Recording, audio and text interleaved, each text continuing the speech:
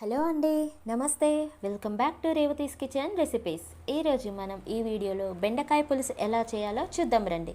వేడి వేడి అన్నంలో ఈ బెండకాయ పులుసు వేసుకొని తింటే ఉంటుందండి. అబ్బా, ఆ టేస్టే వేరు. ఈ బెండకాయ పులుసుని అసలు ఎలా చేయాలో నేను ఇప్పుడు చూపిస్తాను రండి.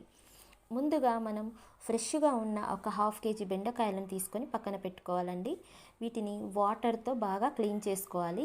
ఇలా క్లీన్ చేసుకున్న వాటిని ఒక తడిలేని గుడ్డ తీసుకొని దానితో ఈ బెండకాయలను మొత్తము నీట్గా శుభ్రం చేసుకొని పెట్టుకోవాలండి.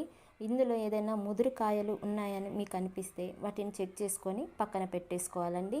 లేకపోతే ఈ ముదురు కాయలు ఉడకకుండా మనకి ప్రాబ్లంగా అవుతుంది. సో కాబట్టి ముదురు కాయలు అనేవి లేకుండా చెక్ చేసుకోండి. తర్వాత ఒక్కో బెండకాయలో 3 ముక్కలుగా కట్ చేసుకోవాలండి. చిన్న సైజు కాకుండా అటు పెద్ద సైజు కాకుండా మీడియం సైజులో ఇలా పై వీడియోలో చూపిస్తున్న విధంగా కట్ చేసి పెట్టుకోవాలండి. ఇందులో కట్ చేసేటప్పుడు మనకి లోపల నల్లగా ఉంటుంది కదండి, అలా లేకుండా అన్నీ చెక్ చేసుకోవాలండి. తర్వాత హాఫ్ కేజీ కూరకు సరిపోను నేనైతే ఒక బిగ్ సైజు ఆనియన్ తీసుకున్నానండి. ఈ ఆనియన్ని చిన్న చిన్న ముక్కల కింద కట్ చేసుకోవాలండి. ఎందుకంటే ఈ చిన్న చిన్న ముక్కలు కట్ చేసుకోవడం వల్ల మనకి గ్రేవీ ఎక్కువగా వచ్చే అవకాశం ఉంటుంది. ప్లస్ మనకి ఉడకడానికి కూడా చాలా సులువుగా ఉంటుందండి. అందుకనే మనం ఎప్పుడైనా కర్రీ చేసేటప్పుడైనా పులుసుకైనా దేంట్లోకైనా ఆనియన్స్ని చాలా చిన్న ముక్కలుగానే కట్ చేసుకుంటేనే మంచిదండి. అలాగే దీంట్లోకి 2 పచ్చిమిర్చి తీసుకున్నానండి నేను. ఎందుకంటే మా పిల్లలు ఎక్కువగా కారం తీసుకోరు. మీకు ఎక్కువ కారం తీసుకునే వాళ్ళైతే రెండు కంటే ఎక్కువ కూడా తీసుకోవచ్చు. మా ఇంట్లో కారం తక్కువగా తింటారు కాబట్టి నేనైతే 2 తీసుకున్నానండి పచ్చిమిర్చి. ఇలా పచ్చిమిర్చిని తీసుకున్న నేను రెండు పచ్చిమిర్చిని ఒక దాంట్లో 4 ముక్కలుగా చేసి వాటిని నిలువుగా చేసుకొని కట్ చేసి పెట్టుకున్నానండి. యాజ్ పర్ వైస్ పెద్ద సైజు కూడా కట్ చేసుకోవచ్చు. చిన్నవైతే ఎందుకంటే మగ్గడానికి కొంచెం వీలుగా ఉంటుందని నేను ఇలా చిన్న సైజులోనే కట్ చేసి పక్కన పెట్టేసుకున్నానండి. తర్వాత మనము చూడండి, అటు పెద్ద సైజు కాకుండా ఇటు చిన్న సైజు కాకుండా మీడియం సైజులో ఇలా ముక్కలను కట్ చేసి పక్కన పెట్టేసుకున్నాను. ఇలా పక్కన పెట్టేసుకున్న తర్వాత ఆనియన్ పచ్చిమిర్చిని కూడా ఇలాగే ముక్కలుగా కట్ చేసి చూడండి పై వీడియోలో చూపిస్తున్న విధంగా ఇలా కట్ చేసి పక్కన పెట్టేసుకున్నానండి. తర్వాత మనము చిన్న కళాయి తీసుకొని అందులోకి 3 టేబుల్ స్పూన్ల ఆయిల్ తీసుకున్నానండి. తీసుకున్న తర్వాత ఇందులోకి కావలసిన పోపు గింజలు 1/2 స్పూను మెంతులు వేసుకున్నానండి. తర్వాత 1/2 స్పూను ఆవాలు, 1/2 స్పూను జీలకర్ర, 3 ఎండుమిర్చి చిన్న చిన్న ముక్కలుగా కట్ చేసి అందులో వేసుకున్నానండి పోపు గింజల. ఇవి ఇలా వేసుకున్న తర్వాత వీటిని ఒక గరిటెతో ఇలా మొత్తము మిక్స్ అయ్యే విధంగా కలబెట్టాలండి. ఇలా కలిపిన తర్వాత ఇందులోకి ఇవి కొంచెం మగ్గిన తర్వాత బ్రౌన్ కలర్ వచ్చిన తర్వాత ఇందులోకి హాఫ్ టేబుల్ స్పూన్ శనగపప్పు, 1/2 టేబుల్ స్పూన్ మినపప్పు వేసుకున్నానండి. చూడండి, ఆ వీడియో మిస్ అయిందండి, అందుకని నీకు డైరెక్ట్గా చూపిస్తున్నాను. ఇలా వేయించుకున్న తర్వాత వీటిని బ్రౌన్ కలర్ వచ్చేంత వేయించుకోవాలి. ఆ తర్వాత ఇందులోకి కట్ చేసిన ఆనియన్ ముక్కలు అండ్ పచ్చిమిర్చి వేసుకొని బాగా కలపాలండి. ఇలా బాగా కలిపితే ఏంటంటే మనకి ఆయిల్కి పోపు గింజలన్నీ కూడా మనకి ఇందులో పట్టేస్తుంది.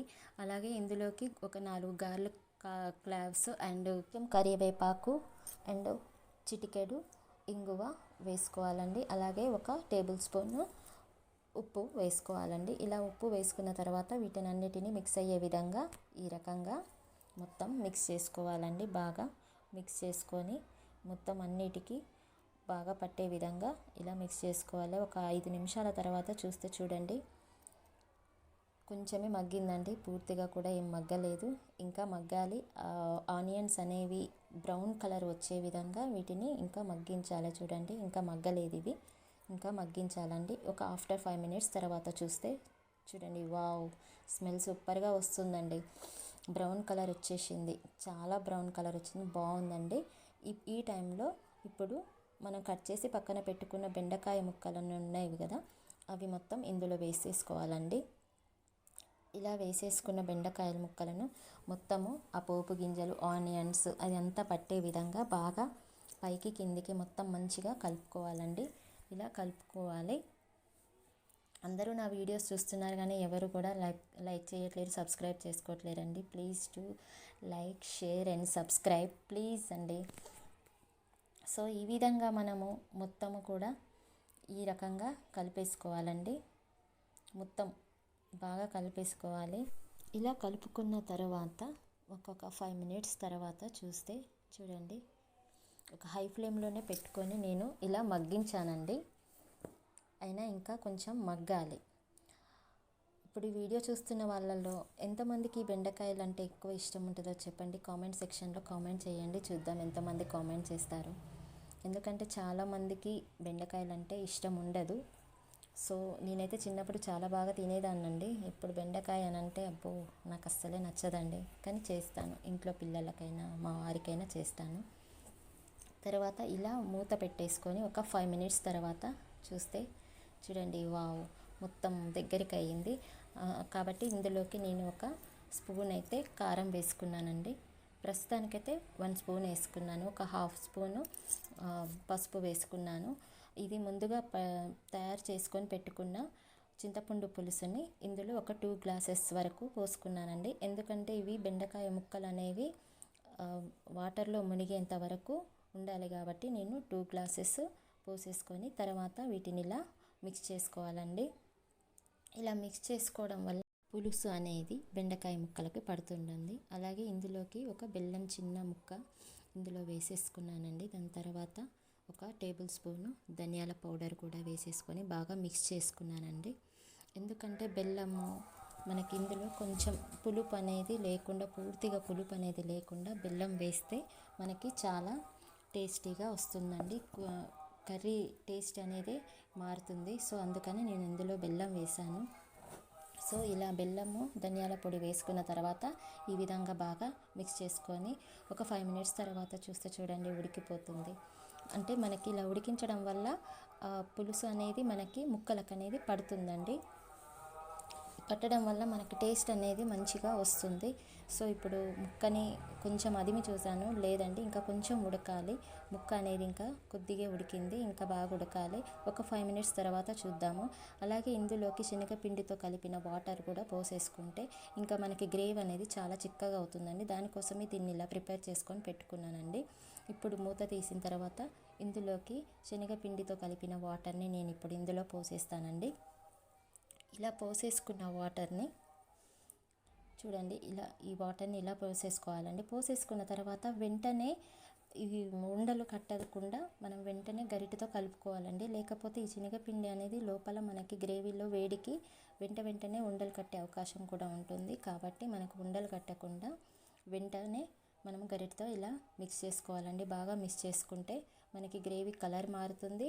ప్లస్ మనకి గ్రేవీ అనేది చూడండి చాలా చిక్కగా వచ్చిందండి. ఈ చిక్కగా ఉండడం వల్ల ప్లస్ ఈ బెల్లం వేసుకున్నాం కదండి, దానివల్ల కూడా మనకి టేస్ట్ అనేది చాలా బాగుంటుందండి. స్ట్రక్చర్ కూడా చాలా మారింది. సో ఇప్పుడు చూడండి ఎంత బాగుందో. దీన్ని ఇలా ఒక 5 మినిట్స్ ఆర్ 2 మినిట్స్ మనము పొయ్యి మీదనే ఇలా మగ్గించేసుకోవాలండి. ఇలా మగ్గించేసుకొని కింద మనకి అడుగు అనేది మాడకుండా ఇలా మధ్యలో కలుపుతూ ఉండాలండి. చూడండి, వావ్ ముక్క మగ్గింది, చాలా టేస్టీగా ఉందండి. చూడండి చాలా బాగుంది.